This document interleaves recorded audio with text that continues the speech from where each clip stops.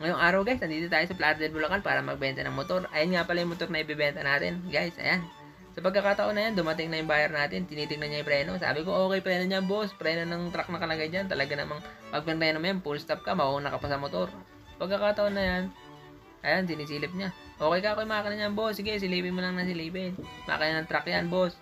Tinitingnan niya kung marami pang gas. Ayan boss, marami pang gas yan. Tinuno na tayo ng ipis yan. Marami dito sa amin.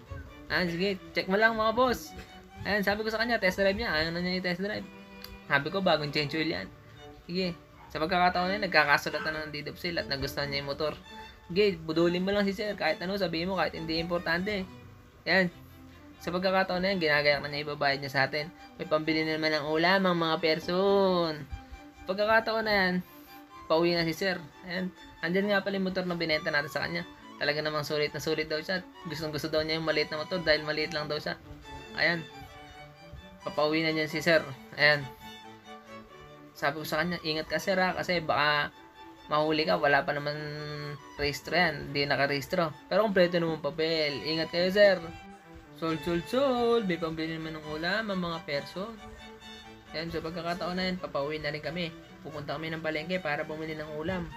Ayan, ingat kayo sir. Sa susunod na lang ulit. Bye-bye.